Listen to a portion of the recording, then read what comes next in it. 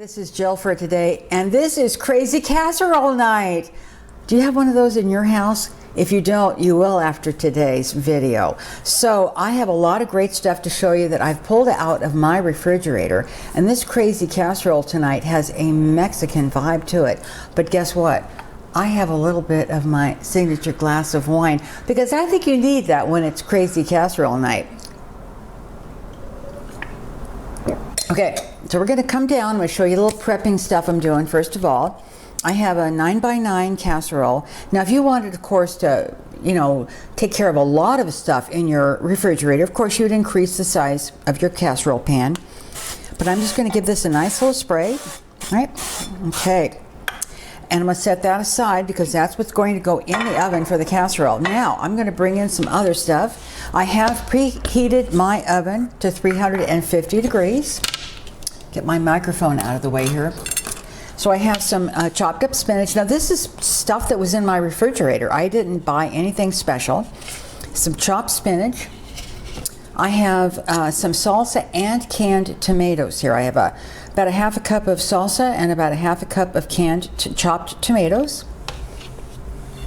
And then I have here some chopped up mushrooms and some bell pepper, some green onions that really needed to go, and that was about a half of a yellow onion.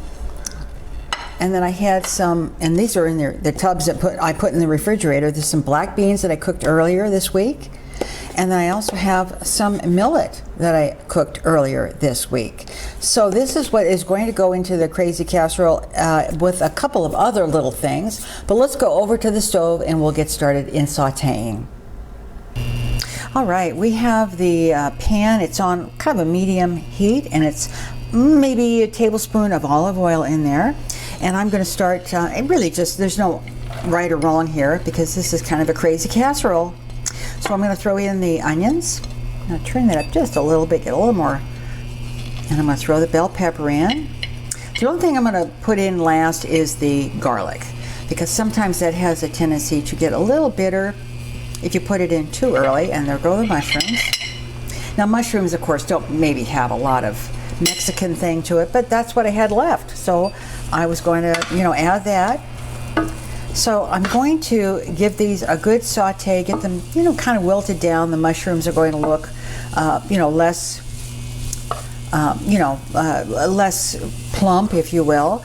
The other thing I'm going to add here, if I can find it here, I have a taco seasoning that I make, and actually there is a video in the Jill for Today video library, and I'll put a link for that. This is just a homemade taco seasoning. So instead of adding just, your plain old salt and pepper, which, normally we would do, I'm going to add a little bit of this taco seasoning to, again, give it a little bit of that, that Mexican vibe. So I'm going to saute this down, and once it's almost to where I think I'm ready to come back, I will pop that garlic in and give that just a few moments of heat. So we'll be back.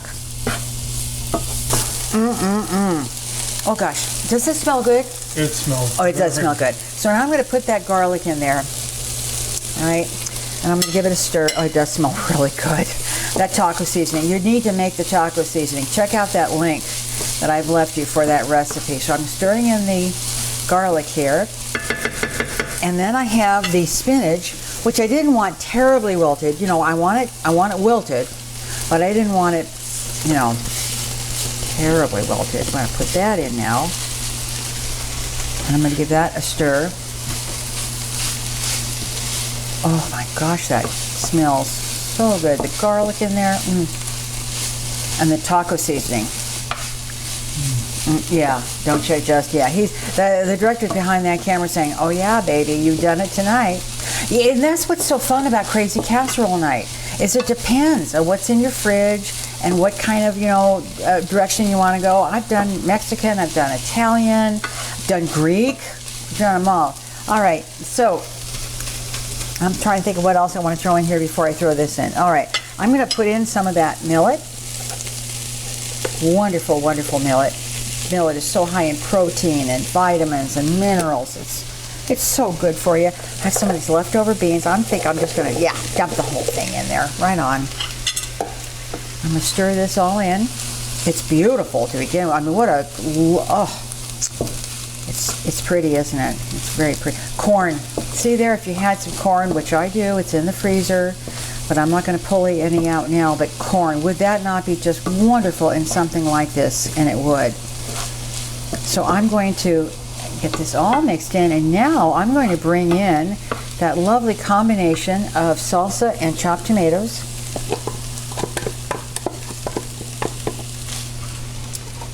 And this is going to be kind of the binder.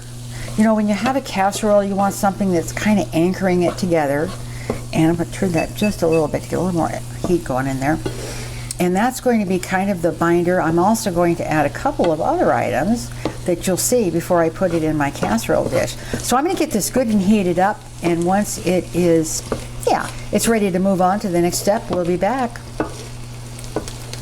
I got busted. I had a little cheese in my mouth. He says, "What are you eating?" And I said, "Cheese." Okay, we're back. I've got that beautiful sauteed thing that's casserole crazy, right? So come on down. We got a couple other extra steps. All right, so here it is. I took it off the stove. I let it cool just for a few minutes.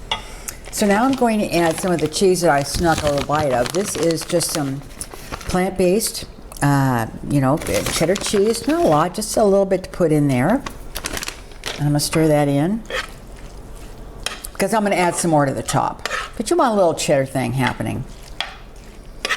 And then I'm going to add some Gillinaise. Now, I did a recent video about how to make this beautiful, creamy, sour cream mayonnaise kind of thing. And it's so good for all kinds of things. And again, this is going to be kind of, again, like kind of a little binder. So I'm going to put a couple tablespoons of this in there. And you can find the video for that recipe. It's one of our more recent videos. So I'm going to stir this in there and just make this beautiful casserole base. It's creamy. See how it's mixing with the salsa and the tomatoes and all those wonderful flavors. So I'm going to get my my baking pan, and we'll be back. Here's my 9x9 or 8x8 casserole, and I'm going to start just ladling in there. You know, I was able at one time to hold up this big fry pan. I can't do it anymore. I have to do it this way. Maybe a lot of us have to now, huh? But that's okay. You get it done the way you get it done, and you're happy because you get it done. So I'm going to get this all ladled in here. Oh gosh, it just smells so good. It's almost like a tostada in a casserole.